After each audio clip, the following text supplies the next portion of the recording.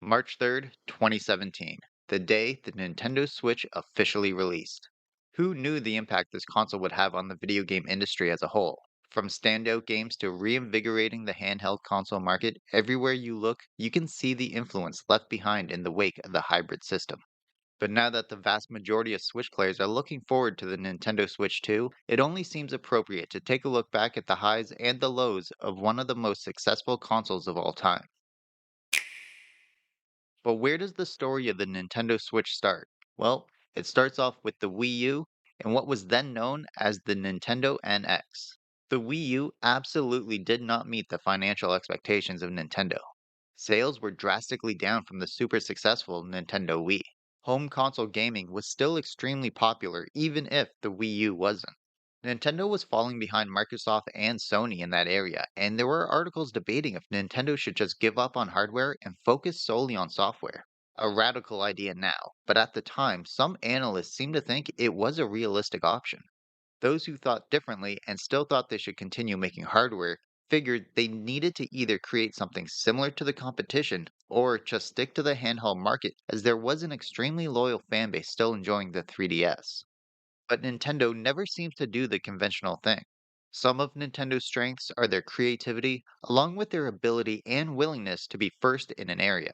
So, what did they do? They took the portable nature of the Wii U tablet, the motion controls of the Wii, the quality of the games from the 3DS, along with the public's desire for large home console style games, and merged them all into what would then be known as the Nintendo NX. Then it was reveal time. That first trailer was a sight to see. Seeing the console go from docked mode to handheld in an instant, seeing the controllers come apart and attach to the side of the system, seeing them be used sideways in order to create two mini controllers, players were rather positive about the reveal. But it was the instantaneous nature of switching from handheld to docked or docked to handheld that really stood out to a large portion of players. That trailer showed off the functionality of the system in an amazing way, and to this day is still considered one of the best reveal trailers seen for any piece of technology or media.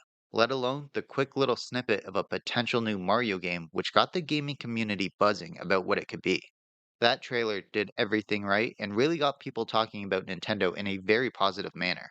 Of course, there were skeptics, people who thought it was going to be just another gimmick, but the overall consensus, people were extremely positive. Then, on March 3rd, 2017, the Nintendo Switch officially launched. The console itself came with the dock, two detachable Joy-Cons, a touchscreen, a battery life of around 2.5 to 6 hours, and 32 gigabytes of internal storage. That first year, Nintendo did everything right in order to set the system up for success. The first correct decision they made was lining up the launch with Zelda Breath of the Wild, a game that has since become one of the most influential games of the past decade. There was a long period of time after the game's release that new games in other franchises were seeking their Breath of the Wild moment. The second correct decision they made was marketing the console to everyone. If you wanted a home console, you got it, with the bonus of having it be portable whenever you needed it. If you wanted a portable console, you got it, with the bonus of having the option to dock it if you wanted to. But what the marketing did extremely well was advertise the console as a social activity. A large portion of that reveal trailer was people playing multiplayer, especially in tabletop mode. It made the console a party device. Inside or outside, it didn't matter where you were meeting your friends, there was always an option to play the console. Once the system was in players' hands, it was extremely easy for a friend to say, "Hey, check this out," to someone who might not have known about the console. Word of mouth and friend recommendations is one of the strongest marketing strategies, and Nintendo made full use of it. But no one is going to recommend something to their friends if it's boring. So what did Nintendo end up doing? They ended up potentially with one of the best calendar years in software releases ever. The third correct decision they made was making sure they had fantastic games. Breath of the Wild, Mario Kart 8 Deluxe, Super Mario Odyssey, Splatoon 2, and Mario plus Rabbids Kingdom Battle. Nintendo gave players some of the most influential single player experiences on the console, along with some of the most important multiplayer games of the generation. Looking back at where Nintendo was in 2015, 2016, and where they ended up in 2017, it's still amazing to see how Nintendo was able to give players what they wanted, a hybrid console, before players themselves even knew they wanted it. But as the year went on and players started finishing these games, players started looking at what else the console could do, or couldn't do. Themes, folders, customizable avatars, messaging friends, eShop music, these were features that players started wondering where they were. The console took such a massive leap forward in terms of innovation on what a console could look like. But aside from the games themselves, the console was extremely bare bones in terms of user experience. Themes and eShop music seemed like such a no brainer that they would be there, or at least added in from an update. But months and years went by, and their exclusion ended up becoming a running joke. Folders were eventually added in with what they called groups, but the inability to pin the group to the home screen just made it feel like using them would actually take more time to find the game that you're looking for. As the first year or so came to a close, players needed a way to keep themselves entertained by the console, and it actually wasn't really Nintendo that kept them engaged. While Nintendo kept putting out first party games, it was actually the support from indie studios that really kept players' attention. As players scrolled the eShop, they realized there was an absolute goldmine of shorter and cheaper experiences. Games like Celeste, The Messenger, Dead Cells, and Stardew Valley hooked players as they were able to play in short bursts in portable mode as they traveled on a train to work or on the bus home from school. If you wanted a solo experience, Undertale was a fantastic choice. If you wanted multiplayer fun, Overcooked got players yelling at their friends. You could play as a devilish goose or as an ever expanding hole. Players found that the possibilities were endless. As the years of the Switch went on, Nintendo would continue to release big first party games at a pretty steady pace, with titles like Super Mario Maker 2, Luigi's Mansion 3, and The Legend of Zelda Link's Awakening, as well as porting nearly every Wii U game they could think of. But it was two specific games that would drastically shape the Nintendo Switch for a large portion of players. Super Smash Bros. Ultimate and their character reveals became must see. If there was a Nintendo Direct presentation, the focus was who's the new character? And then in second place was what new games are there? Then in March of 2020, the world shut down and the vast majority of players were stuck at home because of COVID. Luckily for Nintendo, they had the perfect game. Animal Crossing New Horizons released, and it offered the escape people needed. People couldn't leave their homes, so they did it virtually. Lifelong gamers and non gamers alike were searching for anything to pass the time, and Animal Crossing was the exact escape people were looking for. Throughout the years, Nintendo was also building up its subscription service called Nintendo Switch Online. For a fee, players could make use of standard features like cloud saves and online gaming, as well as a batch of original Nintendo games. Nostalgia is a very powerful tool, and Nintendo knows this better than most. But the first year of the service was coming to a close, and the games released into the service were catching the eye of players less and less. Then, Super Nintendo games were added to the service, reinvigorating players' interest. As the years went on, this pattern continued, releasing more games and consoles to where they now have the expansion pack for a higher fee.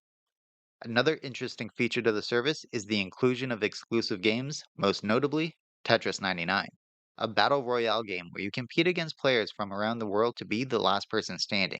And it became an extremely popular game to where they ended up coming out with multiple variations of classic games in this new format. But one itch that first party, retro, and indie games couldn't scratch was the lack of third party games. Publishers originally weren't so keen on putting their games on the Switch right away for a variety of reasons. Some were worried the player base wouldn't be large enough after the Wii U failed. Some games were optimized for the more powerful Xbox One and PS4, and the games wouldn't be able to run properly on the hybrid console. And some games were just absolutely way too large to fit on the 32 gigabyte storage of the original Switch. While these were valid reasons to begin with, the increasingly large player base on the Switch started to give these companies pause. They started coming up with solutions like cloud gaming, which never really lived up to what they hoped. But for every downgraded version of a game released, there was what players classified as impossible ports. Ports of games like The Witcher 3 and the Bioshock collection allowed players to take some of their favorite non Nintendo games on the road with them. But because not every game was able to get a high quality version on the hybrid console, it led players to start speculating about a potential new revision. Video game consoles are no strangers to mid gen refreshes, be it slimmed down versions like the PS2 Slim or beefed up versions like the PS4 Pro. And Nintendo is no stranger to this concept either. Just look at the 3DS. So naturally, players figured that a more powerful Switch would be in the works, something that could run larger and more graphically intense games. And while these rumors ran nonstop for multiple years, Nintendo decided to do what they do best, and that's zig when everyone expects them to zag.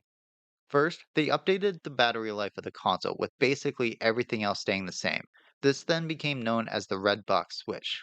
But then they announced and released the Nintendo Switch Lite. At a smaller size with no dock, this became a great cheaper option for players looking only for the handheld experience.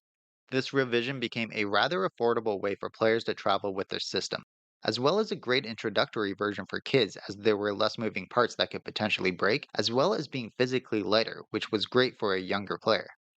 A few years and countless Switch Pro rumors later, Nintendo released another revision, this time the Switch OLED.